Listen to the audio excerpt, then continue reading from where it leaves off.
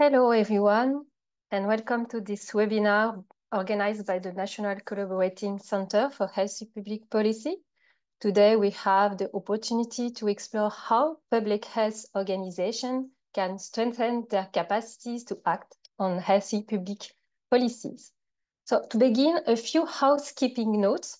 So you can use the Q&A box to ask questions at any time during the webinar, and we will have a 15-minute Q&A period at the end. After each presentation, you will also have the option to vote on questions in the Q&A box you'd like to see addressed. The chat box is for sharing technical issues or general comments with everyone. While the webinar and the chat will be recorded, the Q&A period will not. You will find the recording on the NCCHPP website afterward. We also send a follow-up email with an evaluation form to gather feedback for future improvements. Thank you in advance. So this webinar is presented by the NCCHPP. Our mandate is to support public health actors in their efforts to develop and promote healthy public policies. If you'd like to know more, a description of our organization is in the chat box. Before getting to the heart of the matter, I'd like to make a land acknowledgement. So we are based in Montreal, and we acknowledge that we are on age-old indigenous territory, a place of meeting and diplomacy between peoples and the site of the signing of the Great Peace Treaty. We thank the Ghanaian-Gehaka Nation for their hospitality on the unceded territory. So today's theme is what can public health organizations do to enhance their capacities to act on healthy public policies? This question is especially relevant as healthy public policies are essential for promoting the well-being and health of populations. To address this theme, we have three presentations. First, my colleague Martin Renaud, scientific advisor at the NCCHPP, and myself, Laure Baglinière, also scientific advisor at the NCCHPP, will present the findings from our literature review on strategies and tools used by public health organizations to promote healthy public policies. Following that, our guests, Janet Dawson and Cora Jensen, will share practical experience and insights. Janet Dawson is a health promoter specialist at Peterborough Public Health. Her presentation focuses on strategy for public health organizations to enhance their capacities to act on healthy public policies. And Cora Jensen is a population health promotion practitioner at Saskatchewan Health Authority. And the theme of her presentation is effective strategies for public health organizations to enhance their capacities to act on healthy public policy. At the end of the presentations, our colleague Camille Mercier, scientific advisor at the NCCHPP, will join us for a Q&A session. So I'd like to begin by presenting an overview of the results of a literature review we conducted on the capacities of organizations to act on HPPs, healthy public policies. I will start with the context, objectives, methodology, and framework of our review before my colleague Martin Renaud presents the main strategies identified. So as a reminder, healthy public policies, HPPs, typically extend beyond the health sector, but can positively impact population health. Examples include social housing and traffic calming policies. Despite their importance, little documentation exists on the actions public health organizations take to promote these policies. Our objectives were to, firstly, identify and classify the strategies used by these organizations in Canada and internationally to act on HPPs. And secondly, to provide usable information that can be shared between organizations to improve their capacity for action in this field. With regard to our methodology, our study was exploratory and based on a qualitative approach.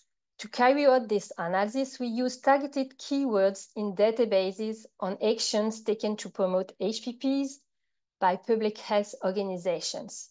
This search, combined with the snowball sampling, enabled us to select 106 relevant articles published between 2004 and 2022. These articles were then analyzed to identify and classify the different strategies.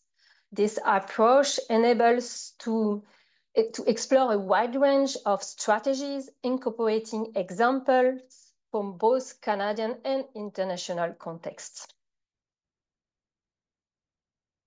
And by focusing on the literature, we ensure a solid theoretical foundation while providing practical guidance through the examples included. Regarding the choice of the analytical framework, so for the categorization of strategies, we used a framework inspired by the public health capacities model of Aloutis and Hals. This model was chosen because it incorporated recurring dimensions from existing public health capacity frameworks. This framework can be used to support the implementation of a capacity mapping process. The framework was adapted to suit the purpose of our study, focusing specifically on organizational capacity and HPPs.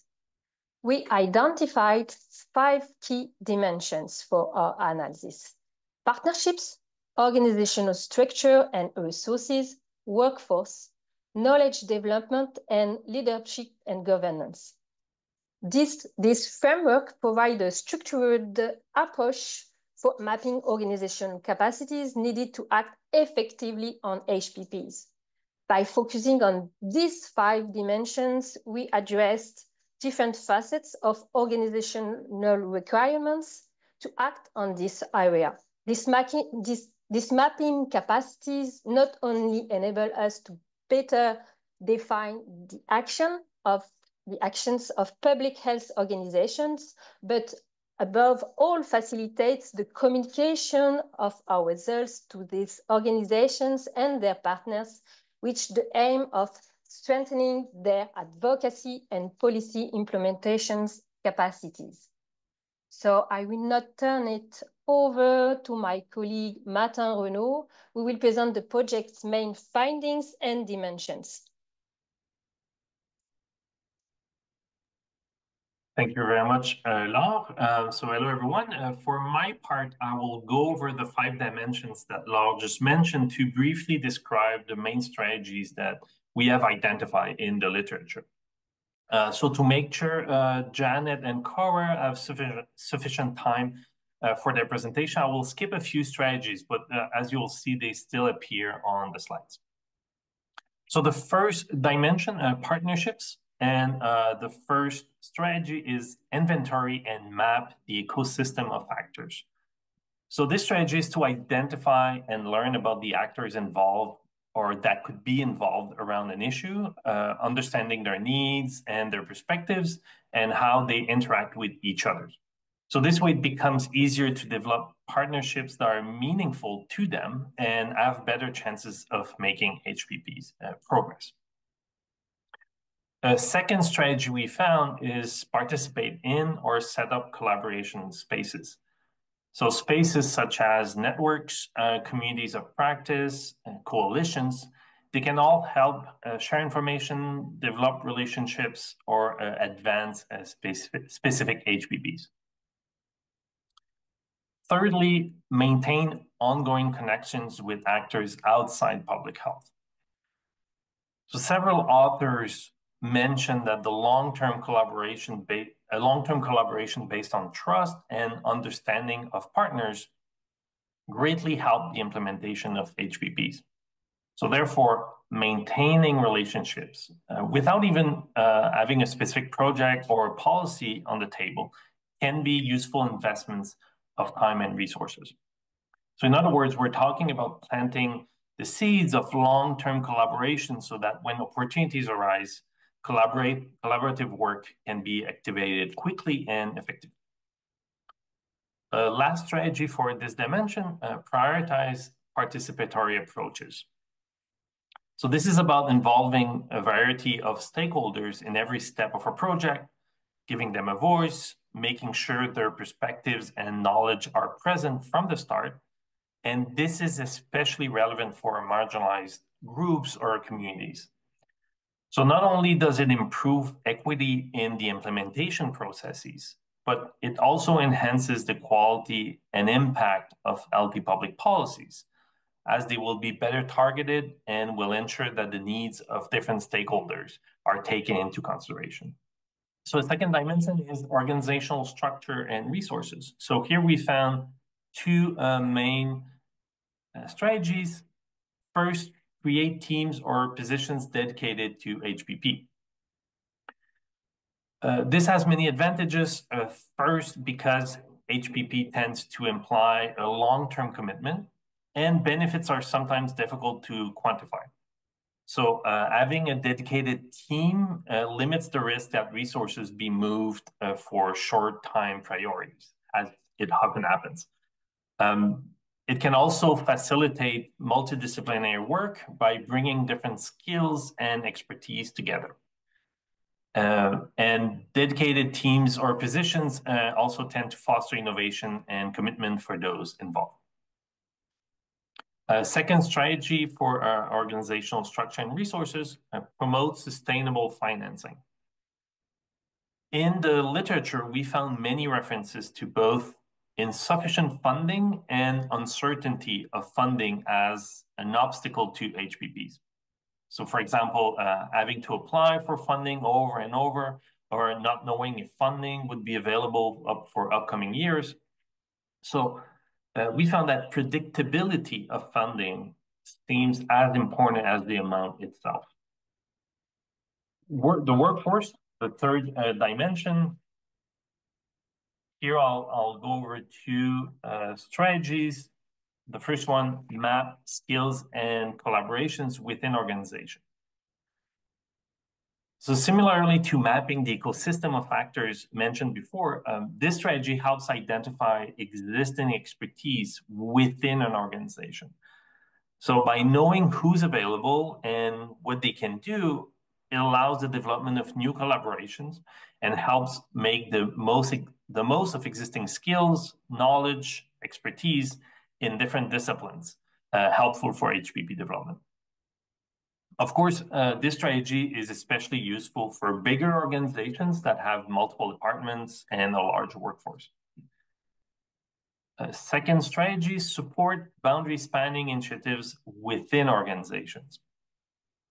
So this is about breaking silos within organizations by dedicating human resources to do so, or by creating collaborative spaces to facilitate collaborations between various teams and expertise. So central to HPP work, as you all know. So next dimension, knowledge development. Here we found many strategies. I'll go over 4 of them. So the first one, gather local data to support the progress of HPPs. So local evidence can play a crucial role in convincing municipal actors and local communities. So sometimes local data, the data that applies to a neighborhood, a region, a municipality, really make a stronger case than more general data or more general information about a specific issue. Next, strategy, set up relevant indicators to leverage data favoring HPPs. So as you know, indicator regroup and simplify data, so therefore they can offer a clearer understanding of an issue or what can be done about it for actors that are involved in an issue or that would like to be involved in an issue. Third, make public health data and knowledge accessible and usable. So public health knowledge and concrete data, if accessible, can be used by other actors or by other sectors to work on equity issues and promote HPPs from their own perspectives. But to do so, they need to have an easy access and be able to make use of available information easily. And finally, develop customized tools for other actors. So this strategy is closely related to the previous one, as using public health. We're talking about using public health expertise to create guides or analytical tools specifically for other actors. So this way, providing support to others so they can contribute to the advancements of HPPs within their own work, within their own sectors, while benefiting from public health know-how. The last dimension, we covered leadership and governance. The first strategy is prioritize health equity in organizational governance. So this is simply about explicitly stating health equity as a priority. This way it can facilitate the attribution of resources and provide confidence for professionals working on HPPs to take initiatives and to innovate, knowing that they are supported by their organizations in doing so. Secondly, clarify the roles of public health in governance. As you all know, HPP involve issues and actors outside of traditional public health sphere of action. So therefore, clarity in terms of what can or cannot be done by an organization can help public health actors, professionals act and be creative within their missions. And the last strategy I'll go over is underscore the advocacy role of public health.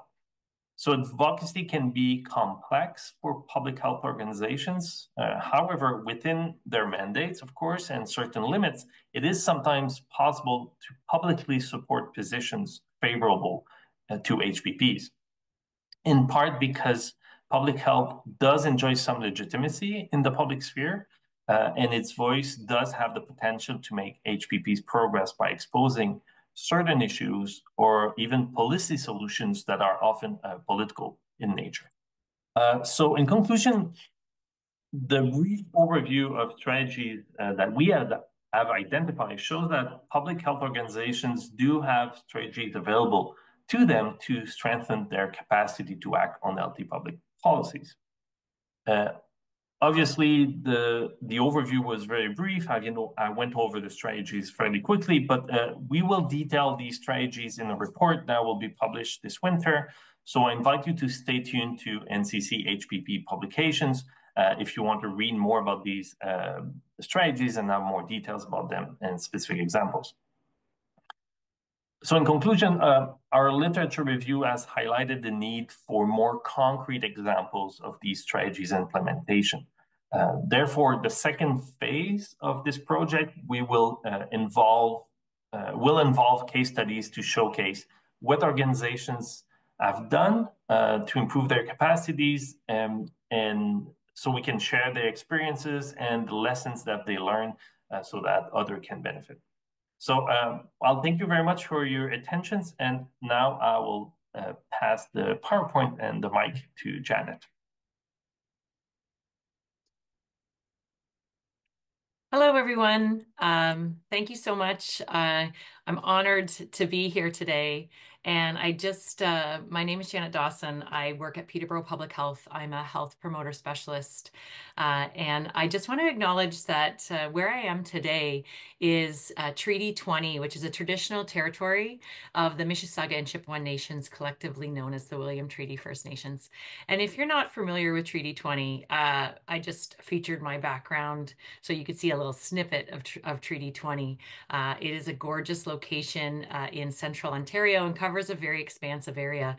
And it's home to many significant species and areas that are used for food production and bodies of water and tributaries, and many beautiful forests. I want to honor and offer my gratitude to the Indigenous people for their care for and teaching about this land. And particularly for my journey of reconciliation is to honor those teachings and incorporate these throughout the work, these teachings throughout the work that I do at Public Health.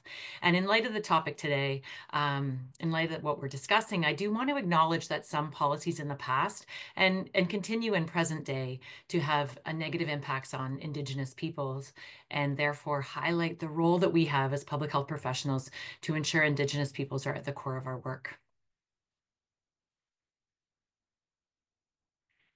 So I am super honored to be presenting alongside Laure, Martin, and Cora today.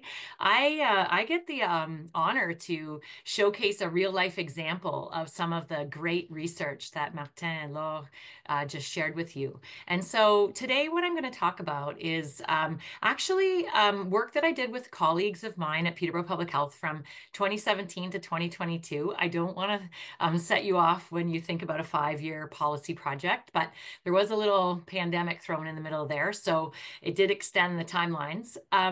It's a built environment policy project, and I won't be speaking to you about the policies that we advocated for, but more so about the process that we took. So I will walk you through the mandate and the context and the policy window, and then that kind of really important structure and resources that we applied to the project. So just to set the stage, if you're not familiar, Peterborough Public Health is located in Central Ontario. We're one of 34 local public health agencies, and we are a standalone Board of Health. So that's really important when you're thinking about the policy context. We are not embedded in the municipal structure or the provincial structure, but we are standalone. So that does make our policy context a bit unique. We also serve 10 local governments, the single tier city, the upper tier county, and the 8 townships within it. And then, of course, we have 2 First Nation communities, Hiawatha and Curve Lake First Nation. So I'm just moving on here. Have a little slide difficulty. There we go. So for those of you that are not familiar, the Ontario Public Health Standards is the mandate that we have in Ontario. And there is a lot of discussion about, the policy mandate within public health. But for the current standards, the ones that are in place right now, there is the Healthy Environment and Climate Change Guideline that specifically states that Boards of Health shall collaborate with municipalities, which include reviewing and providing comment to local planning authorities on local official plans. So it's pretty clear. The mandate is fairly clear, but also as public health professionals, we also have the Ottawa Charter, which has advocacy as a key ingredient, as well as healthy public policy as an all-encompassing approach. And we have our NCCDH colleagues that have the public health roles for health equity, which clearly include participate in policy development.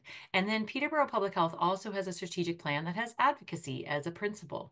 So that's the mandate we were operating under as part of. But for the context, it was 2017, if I can take you back there, and we were working on healthy community design, but really from an individual risk factor point of view. We were working from healthy environments, substance use, chronic disease, and a little bit of health equity thrown in there.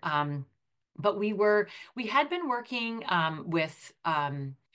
on an active transportation work. So we had been working on building relationships, and that really was 2013 to 2017. So you can see that there was quite a lot of relationship building work that had taken place up until 2017. And then in 2017, we were starting to do some assessments and more partnership and collaboration. So that's kind of the context. But then this policy window opened. And as you know, in policy work, it's so key to have these windows of opportunity. And the city of Peterborough launched an official plan review. And this was really big. It was not just an edit to their official plan. It was a full-blown review, the first one that had been done since 1982. And then coincidentally, the county launched their official plan review. They weren't together. It wasn't designed that they were together, but they happened to be open for comment at the same time. So a double window of opportunity.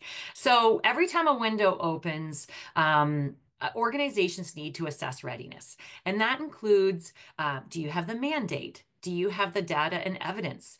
Do you know the issues that are part of this policy opportunity? Do you have the relationships?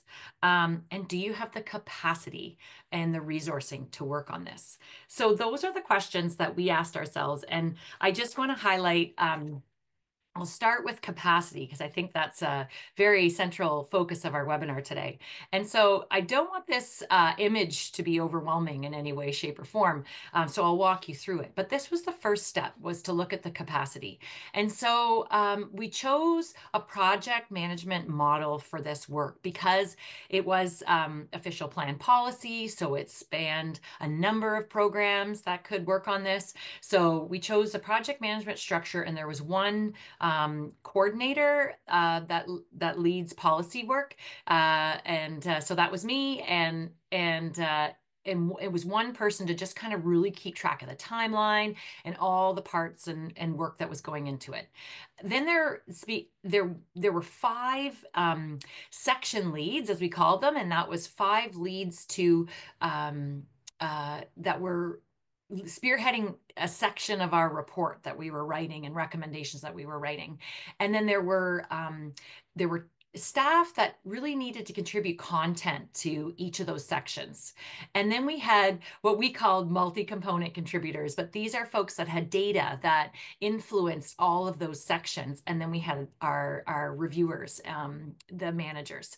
So I want to highlight in this big picture, kind of our structure for our work. But the really important, the project coordinator was key. And then you'll see at the bottom this municipal settings working group. So what we did was we struck a working group, an internal working group, and all these folks came together working on this project. And these were not full-time staff working on this project. A lot of folks were doing it off the sides of their desk because they already had a full work plan. But we came together intentionally once a month to have a conversation, to troubleshoot, to identify what further needed to be done. So these two components of this diagram are key. So then we get into the implementation phase, and I want to talk about policy and use the turbulent flow diagram from NCCHPP from 2013, because I think this really highlights how policy work seems to most of us. All of us, really. It is a turbulent flow. And that's because every policy work that we do is different. It's not the same. It's different because it depends on which sector you're dealing with, what health topics are at stake, who are the decision makers, whether it's you're writing the policy, you're advocating for the policy. So it does kind of give off this turbulent flow. But because part of my job is to build policy capacity across our organization, we set out to make the process a little more linear so that it would seem like we had this natural progression through the stages. So a couple of things about that we set up. First off, it was municipal level policy that we were working with, but it was outside our health sector. So that means we knew our process needed to include advocacy. We also know that municipal official plans deal with multiple topics. So we knew we needed to make sure that staff that touched on all the different topics were included and had a voice at the table.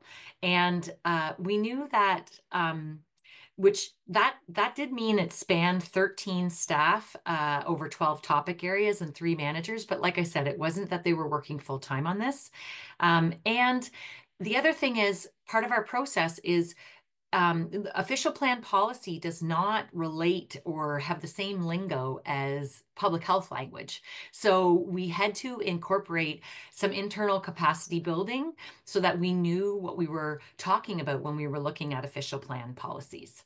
So we tried to make it a little more linear. So let me share with you what we did. So we mapped out some of the activities that we did as part of our policy process, which really, it really showcased that generally our work is planning, implementation, and evaluation. So generally it follows a pretty flows through those categories of work. But we also found that our work, we had activities that were very specific to action plan development. So making sure that we knew what our plan was, we were reevaluating our plan and adjusting as things changed throughout this long process.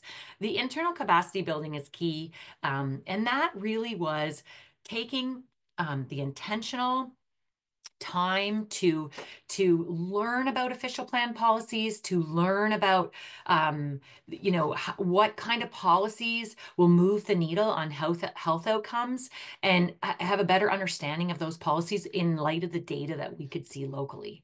And I can't highlight enough about relationship building. Relationship building is key to especially if you're advocating for policies outside your sector, building relationships and ensuring that people understand why health is coming to the table. Otherwise, it'll be very difficult to get a voice. Analyzing the evidence, well, that's self-explanatory. Public health is pretty good at that, but we definitely want to use evidence in the work that we're doing, and then using that to formulate the policy options given in your local context. Advocacy. So I use that word very intentionally because I think it's when you're working in you're advocating for policies outside your sector, that you need an intentional advocacy strategy on all those points of influence along the process. And so we map those out. And then, of course, evaluation. And I will say that this process, we would like to have had a more robust evaluation process and outcome evaluation. And we don't, as a result of our pandemic response happening right in the middle. So these are the steps that we implemented. And so I just want to share some reflections about these steps. So the successes really was that we were working on building relationships, particularly through the active transportation lens, but luckily that also translated into the land use planning lens. So there were 5 years of relationship building and learning who the partners are and going to the tables. And you don't have to talk all the time, but listening to the key issues. People start to see you there, understand, okay, yeah, this is important for public health to be there. So that was a huge success to have the 5 years of relationship building with active transportation. Using a project management structure was key. It just meant that there was one person designated at keeping things on track, looking for areas where we needed to add more resources or taking resources away from some areas if there was more internal capacity building that was needed. So I found that and my colleagues have said that that was key. And then supportive leadership. Our leadership at the time was very supportive of this structure, and we couldn't have done it without their support. So that was wonderful. And the challenges, of course, was not having enough resources and time spent on evaluation. That should have been embedded from the start, because then we would have had our plan even when the pandemic response went into play. I would also say that the length, the 5 year, we thought maybe we were up for a 9-month process, and it ended up being 5. So the length of the policy process and keeping the project resources was a challenge. And then, of course, the pandemic. So I would say policies outside the public health sector need that internal capacity building process, so that you can learn about the policies or the policy process needed for your issue and what that sector is like. So you do need to take that time. And then, of course, the advocacy plan to look at your points of influence throughout and who and how you will try to do that influence. The time allocating to building external relationships is so key. I can't stress that one enough. And now this 4th bullet, I would say, whether it was policies outside the sector or inside the sector, just providing that regular check-in time for your team, and making sure that people can, talk about the issues, talk about other windows of opportunity that may present themselves, maybe who's missing at the table and who could be brought in or could have conversations with. So just some things to set your team up for success. So I am going to actually share my screen a little bit here, because what we did was because of the pandemic, this project really shifted because all of our resources went into pandemic response. But when time allowed, we did do a retrospective review of our work, which I really think is key. So I just want to share with you, we did do some theming of our activities and we put it into Power BI. And so I want to share with you what that looks like so that if you're starting to reorg your policy work and you want to think about how a project might categorize their work, this might help visualize it for you. So here's a timeline of all of our so as I mentioned, we categorized all of our work into 8 themes. There might have been others, but it was 8. And here it is looking over a timeline, but it's kind of scrunched together. So I will expand it out so that you can see this in an implementation, planning, and evaluation timeline. And so you can see here, you know, you can see here I'm just going to move my legend down. So relationship building, I do want to pause and reflect on that. That looks like it was only four little stops on the plan. But if you recall, most of the relationships were done before 2017. So that's why it doesn't show up as much on this timeline chart. And here's the internal capacity building. So I'm sitting on that. You can see those colors pop out there. You can see some numerous activities that took place at the end of 2017. That's because we were getting our team ready. We actually did a 6-week intentional learning journey, as we called it. And everybody on the team, we actually brought in a facilitator to facilitate a workshop for us, somebody who's like well versed in land use planning to walk us through. We invited some of the city and county planners to join us. So that was an intentional learning journey. And then, of course, I will showcase the advocacy. So this looks like a ton of opportunities, but what we did was out of the 13 staff working on the project, you know, we mapped our connections and we mapped our partnerships, and it was pretty expansive of the number of people that we would have connections with across Peterborough. So those are all the times that we were going out to meetings or going out to partnerships and doing presentations and doing some advocacy around our key messages and how that would link back to those networks or partners, and then they could pick up those key messages and use them as well, so that our messages were being heard not just from public health, but across the board at multiple sectors. So I thought it might be helpful for you to see, we mapped all these activities on a timeline, but you could also see here on, if you look in the top left-hand corner in the donut chart, I love this feature because then it actually breaks down the percent of time that we spent on some of those themes or some of those activities. So you will see here in 2017 in here, and it was the bulk of it was planning. Really, we were doing our internal capacity building, we were developing our action plan. But then as we got into 2018, you can see that it's really around a 50-50 planning implementation. And that's where some of this advocacy started to come into play. But then the advocacy also is a bigger block in 2019. So that I think this is really important because if you can map the work that you're doing, the struggle with evaluation work is being able to show progress. And so this was great to be able to say, we are making progress, even though the policy hasn't been passed, we are making progress. And these are the areas, you know, we're getting the key message out, we're doing some advocacy, we're doing relationship building. So chunking out the policy work a little more granular so that you can then show your progress. So that's how we did it. And Power BI is a great tool to be able to visualize that. So I hope that was helpful from a visualization perspective. I'm just going to stop sharing my screen and just say thank you so much for allowing me to join this wonderful panel. And I'm going to turn it over to Cora.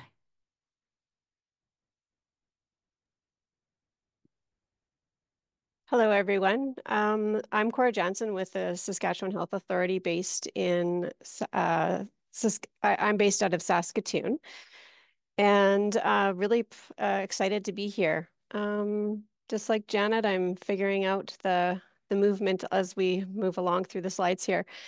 So I would like to start by saying a thank you to my population health promotion and public health nutritionist colleagues, as well as the medical health officers in Saskatchewan who helped to inform this presentation. I'm merely just the deliverer of the information on our behalf. I can't take credit for all the work that's being done for influencing HPP or for increasing our organizational capacities for it. As I mentioned, I'm connecting to you from Saskatoon, Saskatchewan. So that's Treaty 6, Territory and Homeland of the Métis. The Saskatchewan Health Authority covers, though, Treaties 2, 4, 5, 6, and 8. So the Cree, Dene, Assiniboine, Nakota, and Saulteaux territories and the homeland of the Dakota, Lakota, and the Métis. So we strive to work as allies with Indigenous peoples to remove economic, social, systemic, and structural barriers for thriving. We recognize the imperative need to address the calls to action, number 18 to 24, that are related to health, along with all the calls to action within the Truth and Reconciliation Commission, and to work as allies to remove the disproportionate adverse health outcomes experienced by Indigenous peoples. To start off, I'd just like to share a little bit about the context that we have here in Saskatchewan. So unlike Janet's context in Peterborough or in Ontario, in Saskatchewan, we're not a standalone public health organization, but are embedded within the overall healthcare system. And 2017 seemed to be a year of transformation and big change, as that was the start of Janet's process. And here in Saskatchewan, there was a decision to amalgamate our 12 regional health authorities into one provincial health authority. And I'll get into the importance of that as we go through here. But within that new structure, I would just like to highlight that public health services and population health we've been separated in terms of a reporting structure, but we try to work very closely together, as well as with other service lines within our system. But the Population Health Department, which is my department that I'm representing today, we're a strategic support portfolio for our whole system. And public health services falls underneath primary health care, and the operations live under those integrated service areas. So population health, or my department, has two core functions of public health that we focus on, which is population health promotion, surveillance, assessment, and reporting. And within the new Provincial Health Authority, we also have the operational constructs of health networks, which are collaborative teams of health professionals and also community partners. And the goal of those is to provide fully integrated services to meet the needs of the individuals and communities throughout Saskatchewan. So our health networks, we think of them as kind of the ideal health ecosystem, and that there's a broader system that is all working, the pieces are working together to impact health. And so when we think about creating these linkages, the system will be easier for both patients and providers to navigate if it's functioning together. So the three rings that are represented, the yellow, the blue, and the green, the internal, the yellow, or the medical home, this is within the services within our healthcare system. And then the blue ring is the external health-related services. Outside, they might not necessarily be SHA owned. Some of them may be, but that are just delivered into community-based, but some of them may be affiliates or just independent or external agencies themselves. And then the green outer ring is the sectors that impact health. And so we try to move the needle on health outcomes by working with all three of these rings of the ecosystem, and healthy public policy is a critical method and action to do that. So as I mentioned, our department within the SHA is at the strategic level, and we're a support department for our system. And we're provincial in scope, and we have practitioners within integrated teams of epidemiologists, analysts, as well as population health promotion practitioners such as myself. There's also within our system, we have public health nutritionists, and our work aligns very closely with theirs. We integrate and work closely. They're just under another reporting reporting structure through nutrition and food services, but we're really conscious about trying to remove those silos and have that cross collaboration between portfolios.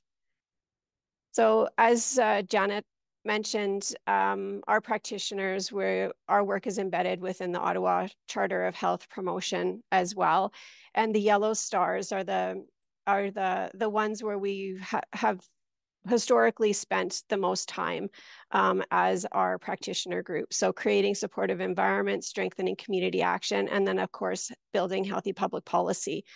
And since the amalgamation into a provincial health authority, prior to that, our work with our practitioners was almost solely externally focused. So looking at working with the sectors and the systems that impact health, so education, the municipal system, the social system, et cetera.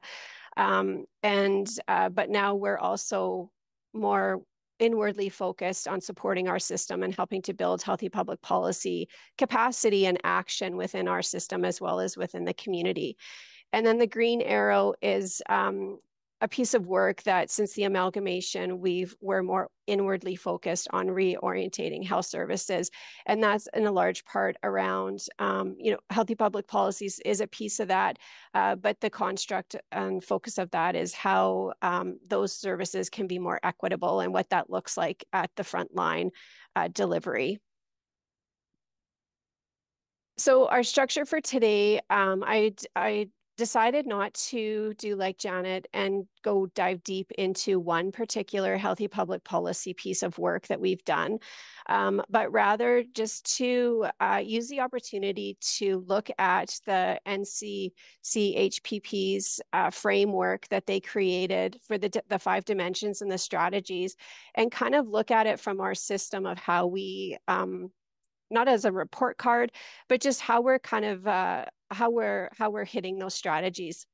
And so that I'll use a variety of different examples of healthy public policy work, both externally and internally that we've done when we go through those pieces of work or those parts of the framework.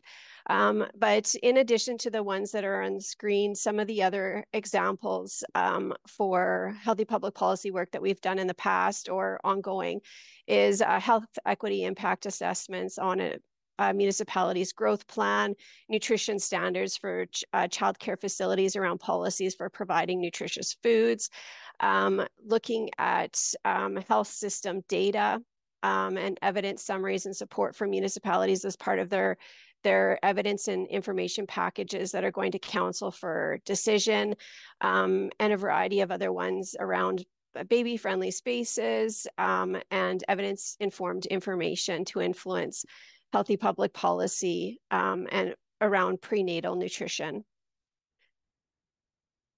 So the slides going on now, I'll just structure this way. We'll have in the green box will be the dimension of the framework, and then we'll run through each of the strategies. So in terms of the first dimension around partnerships, there's several strategies underneath that. And we felt we kind of connected and had work representing in a number of them. So for the strategy of participating and setting up collaborative spaces, this is something that we have an extensive history with externally. And working within those sectors. And so when Janet was talking about increasing that internal capacity, about knowledge of the sector, knowledge of the topic area, where those policy windows are and the policy actors. So the practitioners within our system who have long history of working in the community within this area, that's their innate knowledge that they've built up. And some of the examples externally have been around poverty reduction, age-friendly communities, and that's and we're starting to see the shift of that with age-friendly communities connecting with more social prescribing as a intervention or a concept. And then community safety and well-being is also something that in Saskatchewan is really becoming a strong focus here. Internally, in terms of setting up or participating in collaborative spaces. So internally within SHA, we're shifting our thinking from viewing our system as a stakeholder to really viewing it as a partner. And one example of where this is occurring, and that has healthy public policy built in it, is through our population health assessment processes. So we're looking at various system partners coming together to assess the health of the population for that given geographic area, and to identify the recommended opportunities for action, which are directed back at SHA ourselves of what we can do in order to act on making improvements for that focus area. And many of those opportunities for actions do have a policy focus. In terms of maintaining ongoing connections with actors outside of public health, this is another strong component of population health department's work. We've played a long-standing role in intersectoral work out in the community. We connect regularly with our universities and academia to inform and utilize evidence. Partnering with them for research studies, et cetera. The municipalities, that's another piece of extensive work that we've done over the years for policy analysis. If there's bylaws that are coming up, we've done policy analysis and give recommendations based on our perspective, and then also providing health and health equity perspectives into policy level plans. Working with our provincial ministries. So some examples of that is developing and implementing school food policy, as well as mental health capacity building and mental health promotion strategies within schools. In terms of prioritizing participatory approaches, our department involves and also supports others to involve people with lived experience of health inequities for the intention of helping to inform that work. So this could look like including people with lived experience of poverty into initiatives, or else the Saskatchewan Health Authority has what's called patient-family partners. And so they're incorporating the patient-family partners into our initiatives, but then also people with lived experience who maybe aren't registered within our system as a formal patient-family partner, but connecting with them in other ways. So one example is through our population health assessment. We did focus groups with people with lived experience of inequities, of income inequities, but also who also were experiencing chronic disease or substance use or syphilis, to make sure that we captured that hard to hear, hard to reach voice. In terms of organizational structure and resources, our organizational structure supports us to build organizational capacity for HPP and to work across our system. So things such as being closely connected with other departments, such as strategy and innovation and academics and learning, and the fact that we have a really close reporting link to a VP supports this. Our medical health officer structure, as well as the tri-leadership structure for primary health care, is another support for this. In terms of the workforce, as I mentioned earlier, the population health department is provincial in scope, and we're at the strategic level. And to ensure that population health and health equity is advanced throughout our organization. And so we have a collective learning focus around healthy public policy and tools to support that in order to happen. So either within our system or externally. And in terms of supporting boundary spanning initiatives within organizations, the recent trauma and COPD pathways within our provincial clinical networks have been set up as an example of this work, with connecting both our system with the community. At the start, this is just really starting, and so the conversation is still really service-based, but the openness to having that upstream and the policy pieces and the equity pieces incorporated into that is really affirming as we move forward with that. In terms of knowledge development and the dimension of knowledge development for this first strategy, I say ish. Just in regards to, we certainly do gather local data, but it isn't necessarily explicitly focused on healthy public policy. But we obviously can and do utilize that data to help inform and influence that work as we're working internally within our system and also externally within our communities. A few examples of these are our health network profiles. So the health networks, as I mentioned, they're our organizational construct for our provincial health system, and we have 38 of them. And so there's profiles that have been created to help inform the planning and delivery of service, and also to look where the gaps and where the needs are to address what that community in that area needs. We're also gathering population health assessments, and in both the health network profiles and the population health assessments, engagement is being done to inform both the quantitative and qualitative pieces of data and information. A key function of our population health promotion work is in regards to knowledge translation and using the data and the knowledge to inform our action. So as I mentioned, the health network profiles and the population health assessments are key data constructs that we're using in order to do this. In terms of developing customized tools for other actors, I wouldn't say that we've dived too deeply into this in creating our own, but we have dived deep into utilizing and adapting tools for our work. So for our work in our department, as well as to help support others within our system. So some examples of that is a health equity walkthrough for primary healthcare space planning, health equity impact assessment processes to explore and recommend health equity actions for speech language pathology services, and using the equip tool for us to reflect on health equity within our organization. These next two slides, so around informing decision making and informing the political agenda and advocacy, are strongly linked.